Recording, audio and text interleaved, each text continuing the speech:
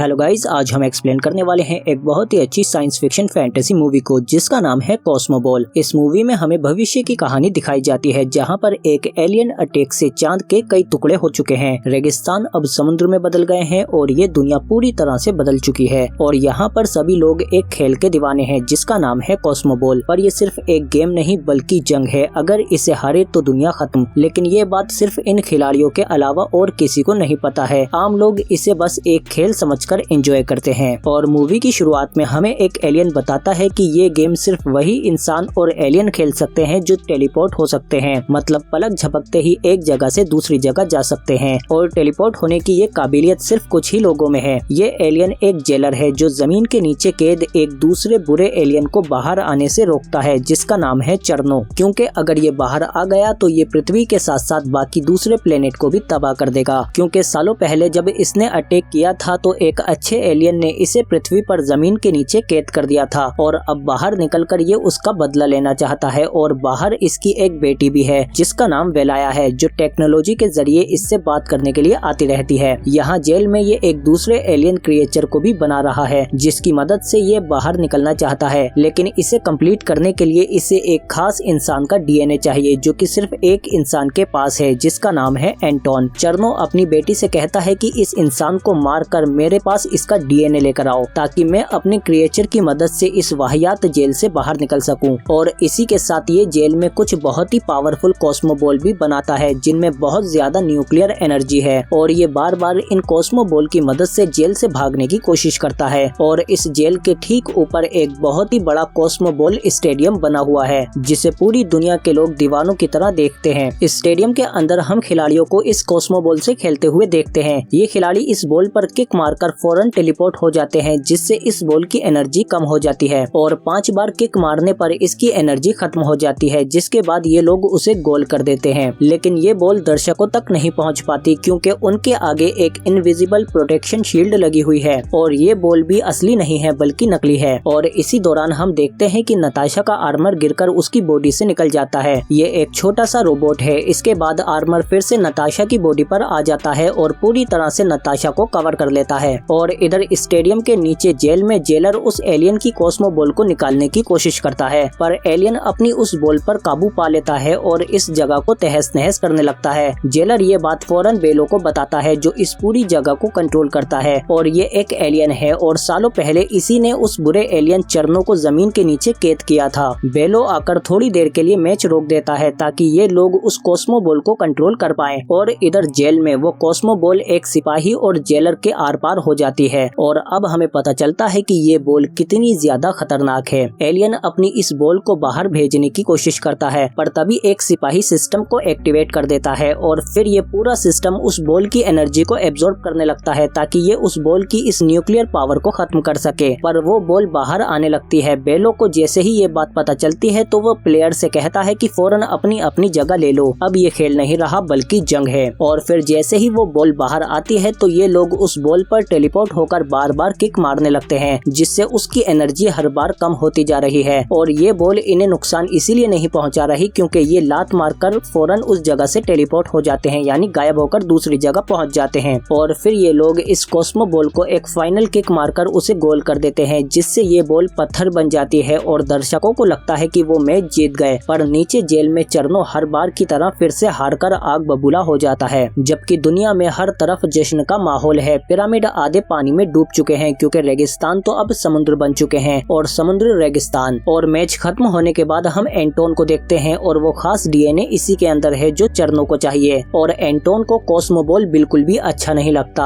और फिर जब ये अपने घर वापस आता है तो ये देखता है कि इसकी माँ की तबीयत खराब है क्योंकि उन्हें एक तरह की बीमारी है। एंटोन देखता है कि उनकी दवाइयाँ भी खत्म हो चुकी हैं, इसीलिए वो फौरन भागकर मेडिकल स्टोर पर जाता है पर मेडिकल स्टोर बंद होता है। पर तभी वहाँ पर वलाया शीशा तोड़कर अंदर घुस आती है क्योंकि वो यहाँ पर चोरी करने आई है, जिसके पीछे पीछे एंटोन भी अंदर चला जाता है और मेडिकल से अपनी माँ की दवाइयाँ ले लेता है। पर तभी यहाँ पर पुलिस आ जाती है। वलाया वहाँ से भाग जाती है और एंटोन भी उसके पीछे पीछे भाग जाता है, पर पुलिस वाले इन दोनों का पीछा नहीं छोड़ते और लगातार इन दोनों का पीछा करने लगते हैं। और फिर भागते भागते ये दोनों अलग हो जाते हैं। पर तभी एंटोन से एक गाड़ी आकर टकरा जाती है जिसकी वजह से वो टेलीपोर्ट होकर यानी गायब होकर दूसरी जगह पर चला जाता है, जिसका पता फौरन बेलो को चल जाता है कि किसी नए इंसान ने टेलीपोर्ट किया है और इधर वलाया को एंटोन दोबारा मिल जाता है, जिसे लेकर वो अपने सीक्रेट अड्डे पर जमीन के नीचे चली जाती है। और फिर हम देखते हैं कि एंटोन इस लड़की को पसंद करने लगा है, पर तभी एंटोन को याद आता है कि उसे अपनी माँ को दवाई देनी है, इसीलिए वो फौरन वहाँ से भाग जाता है। इसके जाते ही वलाया अपने असली रूप में आ जाती है, क्योंकि ये चरनों की बेटी है जिसे अपने पिता के लिए एंटोन का डीएनए चाहिए। इधर हम देखते हैं कि एंटोन जब अपने घर पर पहुंचता है तो उसे वहां पर बेलो और कॉस्मोबॉल के बाकी प्लेयर मिलते हैं, पर एंटोन इन पर ध्यान न देकर सबसे पहले अपनी माँ को दवाई देता है। बेलो इससे कहते हैं कि हम इस बीमारी को ठीक कर सकते हैं, अब क्योंकि तुम टेलीपोर्ट कर सकते हो तो इसीलिए तुम्हें अब हमारे लिए कॉस्मोबॉल खेलना होगा, जिसके बदले में हम तुम्हारी माँ का परमानेंट इलाज कर देंगे। यकीन मानो इस बीमारी का इलाज है, ये ठीक हो सकती है। एंटोन कॉस्मोबॉल से नफरत करता है, पर अपनी माँ के लिए वो मान जाता है और फिर वो इन सबके साथ कॉस्मोबॉल के स्टेडियम पहुंच जाता है। इसके बाद बेलो इसके लिए भी कॉस्ट्यूम आर्मर बना देते हैं, जो इन्होंने एंटोन के डीएनए से ही बनाया है। इसके बाद बेलो इसे कॉस्मोबॉल और टेलीपोर्टेशन यानी एक जगह से दूसरी जगह जाने की ट्रेनिंग देते हैं, पर इसमें ये एक नकली कॉस्मोबॉल का इस्तेमाल करते हैं। पर काफी कोशिश करने के बाद भी एंटोन ठीक से टेलीपोर्ट नहीं कर पा रहा था, पर नताशा समझ जाती है कि डर की वजह से एंटोन का टेलीपोर्टेशन एक्टिवेट होता है, इसीलिए वो एंटोन को पकड़कर ऊपर आसमान में ले जाती है और वहाँ से इसे नीचे छोड़ देती है। अपने आप को गिरता हुआ देखकर एंटोन डर के मारे टेलीपोर्ट कर जाता है और फिर इस तरह से एंटोन ठीक से टेलीपोर्ट करना सीख जाता है। इसके बाद हम देखते हैं कि जैसे जैसे वक्त बीतता है तो नताशा एंटोन को पसंद करने लगती है और वो बीच बीच में आकर इसकी माँ का भी ख्याल रखती है। फिर एंटोन नताशा से बहाना बनाकर वलाया से मिलने के लिए उसके खुफिया अड्डे पर आ जाता है, जहाँ पर वलाया एंटोन को गेम के खिलाफ भड़काने लगती है कि वो गेम सबको बर्बाद कर रहा है, इसीलिए हमें अब उस गेम को खत्म करना होगा, जिसके लिए वो एंटोन को एक तरह का डिजिटल जहर देती है कि गेम से पहले इस जहर को वहाँ पर छोड़ देना, जिससे वो खेल खत्म हो जाएगा। और फिर ये एंटोन को इम्प्रेस करने की कोशिश करती है, पर तभी यहाँ पर एंटोन के आर्मर के साथ नताशा भी आ जाती है, जिसकी वजह से एंटोन यहाँ से चला जाता है। और फिर स्टेडियम में आने के बाद ये लोग गेम के लिए तैयार हो जाते हैं, पर गेम से ठीक पहले एंटोन स्टेडियम के अंदर जहर छोड़ देता है, जो वहाँ से होता हुआ प्रोटेक्शन शील्ड में चला जाता है। और फिर जब वापस लिफ्ट में आता है तो वहाँ इसे बहुत बड़े बड़े एलियंस मिलते हैं, जिनका नाम अमेज़न है, और आज का मैच इन्हीं के साथ है। इनमें से एक लेडी अमेज़न एंटोन को पकड़कर उठा लेती है और इससे कहती है कि डरो मत, हम तुम्हें खाएंगे नहीं। इसके बाद हम देखते हैं कि मैच शुरू हो जाता है, पर तभी एंटोन वहीं बीच में बैठ जाता है और गेम नहीं खेलता। जिसके बाद बेलो वहाँ पर आते हैं और एंटोन को अपने साथ ले जाते हैं और फिर उसे भी गेम की सच्चाई बताते हैं कि ये गेम नहीं है बल्कि एक जंग है। बेलो इसे दिखाते हैं कि जिस बॉल से तुमने प्रैक्टिस की है वो नकली है, जबकि असली बॉल ये है जो तुम्हें पलक झपकते ही खत्म कर सकती है और साथ ही पूरे स्टेडियम को भी तबाह कर सकती है। जिसके बाद वो शैतान एलियन चरनो आजाद हो जाएगा। इस खेल का मकसद मनोरंजन नहीं है, बल्कि हम टेलीपोर्टेशन की मदद से इन कॉस्मो बॉल की एनर्जी को खत्म करते हैं, क्योंकि वो एलियन इनकी मदद से हर रोज यहाँ से भागने की कोशिश करता है, जो इस स्टेडियम के नीचे कैद है। और ये एक स्टेडियम नहीं बल्कि एक एलियन शिप है। पिछली बार जब चरनों से जंग हुई थी तो इसकी शिप जाकर चांद से टकरा गई थी, जिसकी वजह से चांद के कई टुकड़े हो गए थे और चरनों पृथ्वी पर आकर गिर गया था। जिसके बाद हमने उसे वहीं पर पृथ्वी के नीचे कैद कर दिया है, और अगर हमने उसे वहां पर मारने की कोशिश की तो उसके साथ उसकी शिप भी उड़ जाएगी, जिसके धमाके से पृथ्वी के भी चांद की तरह टुकड़े हो जाएंगे। ये सुनते ही एंटोन फौरन भागता हुआ उसी जगह पर जाता है जहाँ पर इसने जहर छोड़ा था, पर वहाँ पर इसे जहर नहीं मिलता, क्योंकि वो सारा जहर इनविजिबल प्रोटेक्शन फील्ड के अंदर चला गया है। मतलब स्टेडियम के दर्शक अब खतरे में है और साथ ही मैच भी शुरू हो जाता है और वो असली कॉस्मो बॉल बाहर आ जाती है। सभी प्लेयर उस बॉल को रोकने की कोशिश करते हैं, पर पहली ही किक से वो दीवार टूट जाती है, जिसके बाद सभी दर्शक वहाँ से भागने लगते हैं और स्टेडियम का इमरजेंसी सिस्टम एक्टिवेट होकर उस बॉल की एनर्जी को कम करने की कोशिश करता है। पर जल्द ही चरनो उस बॉल को आजाद कर देता है, लेकिन अमेज़न उस पर किक मारकर उसे रोकने की कोशिश करती है और एंड टाइम पर टेलीपोर्ट होकर एंटोन भी अपनी दोस्त को बचा लेता है और स्टेडियम बंद हो जाता है। और फिर एंटोन लगातार टेलीपोर्ट होकर 3 बार बॉल को मारता है और फाइनली ये लोग उस बॉल की एनर्जी को खत्म कर देते हैं और चरनो एक बार फिर से नाकाम हो जाता है और फिर अमेज़न भी आकर एंटोन की तारीफ करती है। इसके बाद एंटोन फौरन वेलाया के पास जाता है, पर इसके आते ही वो इस पर एक गैस छोड़ देती है, जिससे एंटोन को लकवा हो जाता है और ये अपना शरीर नहीं हिला पाता। और फिर वेलाया भी अपने असली रूप में आ जाती है, जो कि एक एलियन की बेटी है, और फिर ये एंटोन के सिर पर हमला करके उससे डीएनए निकाल लेती है और अपने पिता को भेज देती है, जिसका इस्तेमाल करके वो दोबारा से सीरम बना लेता है और अपने उस क्रिएचर को जिंदा कर लेता है। और इधर हम देखते हैं कि एंटोन का आर्मर भी उसे ढूंढ लेता है और उसे ठीक कर देता है क्योंकि वो इसी के डीएनए से बना हुआ था। और इधर जमीन के नीचे चरनो उस क्रिएचर के अंदर चला जाता है और उसे अपने काबू में कर लेता है। और फिर बेलो जैसे ही एंटोन के पास आता है तो वो समझ जाता है कि चरनो अब आजाद हो चुका है। और फिर इसके बाद चरनो अपने क्रिएचर के साथ शहर में आ जाता है और वलाया भी उस क्रिएचर के अंदर चली जाती है और फिर वो क्रिएचर टेलीपोर्ट होकर स्पेस में चला जाता है। बेलो सबसे कहता है कि वो जल्दी ही पृथ्वी पर कॉस्मो बॉल से हमला करेगा, इसीलिए सब लोग चारों तरफ फैल जाओ। और फिर वो क्रिएचर पृथ्वी के बाहर आ जाता है जो देखने में तो काफी क्यूट लग रहा था, पर इसके अंदर एक शैतान बैठा है। और इधर बेलो भी दुनिया वालों को सच्चाई बता देता है और अपनी स्पेसशिप लेकर पृथ्वी से बाहर चला जाता है। और फिर चरनो भी पृथ्वी पर कॉस्मो बॉल से हमला कर देता है, पर पृथ्वी पर सभी खिलाड़ी बहादुरी के साथ उन सभी बॉलों को रोकने की कोशिश करते हैं। पर चरनो लगातार कॉस्मो बॉल बना रहा था, पर ये खिलाड़ी भी लगातार आसमान में इन बॉलों को रोकने की कोशिश कर रहे हैं। और बाहर स्पेस में दूसरे प्लेनेट के अच्छे एलियन भी आकर चरनो को चारों तरफ से घेर लेते हैं और उसे रोकने की कोशिश करते हैं, पर ये एलियन बहुत ही ज्यादा पावरफुल है। और फिर वो एक एक करके इन सभी शिप्स को तबाह करने लगता है और कुछ ही देर में वो सारे शिप को तबाह कर देता है। और इधर पृथ्वी पर सभी खिलाड़ी बहादुरी से उन कॉस्मो बॉल को रोकने की कोशिश कर रहे हैं। और इधर बेलो और नताशा भी टेलीपोर्ट होकर चरनो के पास उस मॉन्स्टर के अंदर आ जाते हैं। और फिर बेलो भी अपने असली रूप में आ जाता है, पर चरनो इन पर अटैक कर देता है। यहाँ पर उसकी बेटी भी होती है और फिर इन चारों में एक बहुत ही शानदार मुकाबला होता है। ये दोनों चरनो और उसकी बेटी को रोकने की भरपूर कोशिश करते हैं, पर चरनो और उसकी बेटी काफी तेज है और लड़ते लड़ते वो नताशा के ऊपर भी वही गैस छोड़ देती है जिससे वो एकदम से जाम हो जाती है। और फिर वलाया उसे उस मॉन्स्टर के अंदर धंसा देती है। बेलो भी चरनो को रोकने की भरपूर कोशिश करता है और बेलो उस पर भारी भी पड़ने लगता है और उस पर अपना पर्सनल अटैक करता है जिससे उसके कॉस्मो बॉल जमने लगते हैं और वो भी जम जाता है। पर तभी वलाया नताशा के रूप में बेलो पर वही गैस छोड़ देती है जिससे वो भी जाम हो जाता है। पर तभी यहाँ पर एंटोन आकर वलाया को पकड़ लेता है, पर उसे मारने के लिए चरनो अपनी ही बेटी को मार देता है जिससे एंटोन भी उस क्रिएचर के अंदर धंस जाता है और अब इसीलिए ये टेलीपोर्ट भी नहीं कर सकता।